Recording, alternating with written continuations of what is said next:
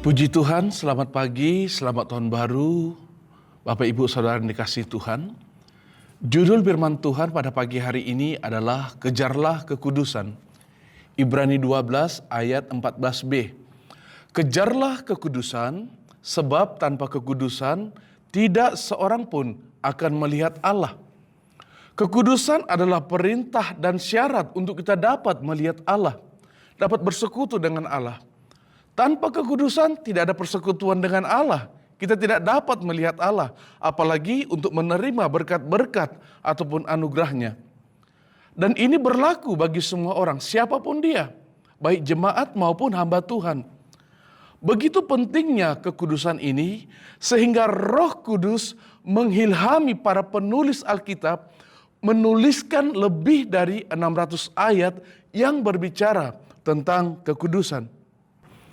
Dalam Yosua 3 ayat yang kelima, berkatalah Yosua kepada bangsa itu, bangsa Israel, kuduskanlah dirimu sebab besok Tuhan akan melakukan perbuatan yang ajaib di antara kamu. Saudaraku, begitu bangsa Israel menguduskan dirinya, maka Allah memberkati kehidupan mereka dengan perbuatan-perbuatan ajaib. Luar biasa. Inti atau dasar dari kekristenan adalah kekudusan. Kekristenan tidak dapat dipisahkan dari kekudusan. Kekristenan tanpa kekudusan hanyalah sebuah sandiwara atau sebuah kemunafikan. Sekalipun seseorang itu selalu ada di gereja, tetapi jika tanpa kekudusan, maka gereja hanyalah sebagai topeng baginya untuk terlihat seperti manusia rohani. Dikatakan dalam firman Tuhan tadi, kejarlah kekudusan. Kata kejarlah itu mengandung dua pemikiran. Yang pertama, dibutuhkan suatu usaha dan kerajinan. Dan yang kedua, hal ini merupakan sebuah tugas yang harus dilakukan seumur hidup. Kata kekudusan dalam bahasa Yunani adalah hagiasmos. Dalam kata benda, dalam bahasa Yunani, segala kata benda yang berakhiran dengan asmos itu menggambarkan sebagai bukan suatu keadaan yang sempurna, ya, atau belum selesai. Jadi melainkan sebuah proses atau masih terus berlangsung. Jadi kekudusan adalah suatu keadaan yang harus terus ada atau terus bekerja dalam kehidupan kita. Kekudusan bukanlah sesuatu yang terjadi secara otomatis. Apakah kekudusan itu? Berbicara tentang kekudusan ini satu hal yang sangat luas. Tetapi pada saat ini kita berbicara sedikit dari kekudusan itu. Kekudusan itu tidak hanya sekedar tidak melakukan kejahatan, percabulan, atau perbuatan-perbuatan dosa secara fisik. Tetapi juga hal-hal yang tidak terlihat. Misalnya hati, pikiran, motivasi, moral, dan sebagainya. Jadi kekudusan itu merupakan seluruh aspek kehidupan manusia, roh, jiwa, tubuh yang mau tunduk dan taat kepada firman Tuhan dan pimpinan Roh Kudus. 1 Tesalonika 5 ayat 23, semoga Allah damai sejahtera menguduskan kamu seluruhnya dan semoga roh, jiwa dan tubuhmu terpelihara sempurna dengan tak bercacat pada kedatangan Yesus Kristus Tuhan kita.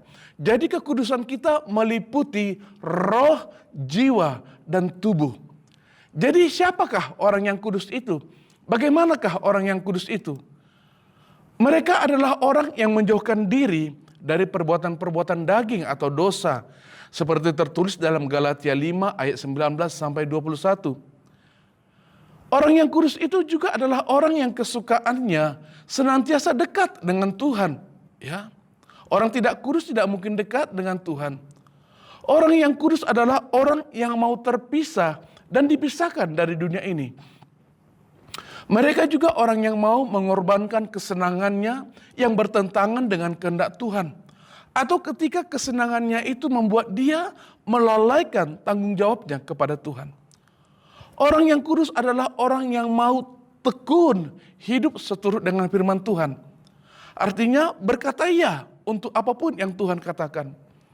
Orang kudus adalah orang yang mau selalu belajar dari kesalahan, kegagalan, dan kembali bangkit untuk hidup di dalam kekudusan. Beberapa berkat dari hidup dalam kekudusan. Yang pertama, saudaraku, kekudusan itu mendatangkan ketentraman dalam hati. Ya, orang yang kudus tidurnya nyenyak. Ya, sebab apa yang membuat manusia tidak bisa tentram? Itu adalah karena adanya rasa bersalah yang ditimbulkan dari perbuatan-perbuatan dosa.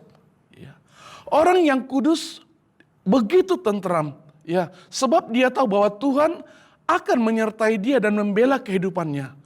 Bahkan kematian pun tidak akan membuatnya khawatir. Yang kedua, saudaraku, kekudusan itu menguatkan dan memantapkan iman kita. Iman dan kekudusan itu ibarat mobil dan bensin, harus bersama-sama ada. Iman tidak akan sempurna tanpa kekudusan. Iman tidak akan bekerja tanpa kekudusan. Dosa itu seperti virus yang menggerogoti iman kita. Orang yang hidup dalam kekudusan tidak akan khawatir terhadap janji Tuhan. Misalnya Daniel tidak takut terhadap singa karena hidupnya benar. Demikian juga dengan Sadrak, Mesak, Abednego, tidak takut, tidak khawatir terhadap perapian yang menyala-nyala karena mereka tahu mereka selalu hidup berkenan kepada Allah. Iman mereka bekerja dengan baik karena mereka hidup dalam kekudusan. Yang ketiga, saudaraku, berkat dari kekudusan, kekudusan itu akan menyempurnakan kehidupan.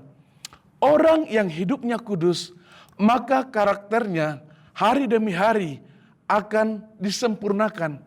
Target Allah, saudaraku, bukan supaya kita menjadi lebih baik, tetapi supaya kita sempurna seperti Bapa kita adalah sempurna. Yang berikutnya berkat dari kekudusan. Kekudusan itu akan menutup pintu bagi kuasa kegelapan. Ya, setan tidak gemetar, saudaraku, dengan kehebatan kita secara manusia. Tetapi setan paling khawatir, paling takut, paling gemetar melihat orang yang hidup dalam kekudusan. Saudaraku, itu sebabnya di mana Yesus berada, maka iblis dan kuasa kegelapan selalu gemetar berhadapan dengan Allah yang kudus itu. Dosa menjadi celah untuk iblis masuk dan menguasai kehidupan. Dengan kekudusan, iblis gemetar dan tidak dapat berbuat apa-apa terhadap kehidupan kita. Haleluya. Yang berikutnya, saudaraku, berkat dari kekudusan. Kekudusan itu membuat hidup kita peka akan Tuhan. Orang-orang yang hidup dalam kekudusan, mereka akan dapat mendengar suara Tuhan.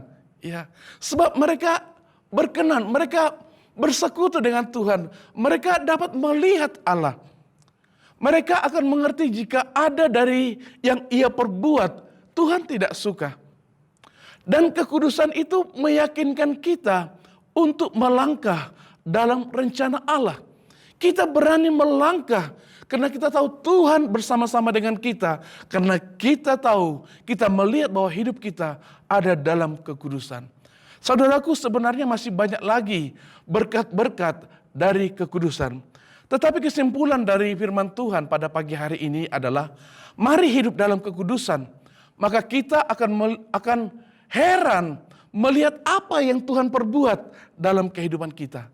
Ya, sehingga berkat yang tidak terbatas itu, saudaraku, tidak hanya sekedar kata-kata belaka, melainkan sebuah realitas dalam kehidupan kita. Puji Tuhan, selamat tahun baru, Tuhan Yesus memberkati. Mari kita berdoa. Bapa, terima kasih buat firman-Mu. Buat kami tidak sekedar menjadi pendengar, tetapi menjadi pelaku firman-Mu, ya Tuhan. Sehingga mata kami melihat dan kami mengalami kedahsyatan-Mu di dalam kehidupan kami. Terima kasih Bapa yang baik. Dalam nama Tuhan Yesus Kristus, kami berdoa dan bersyukur. Haleluya. Amin. Puji Tuhan, Tuhan Yesus memberkati kita semua.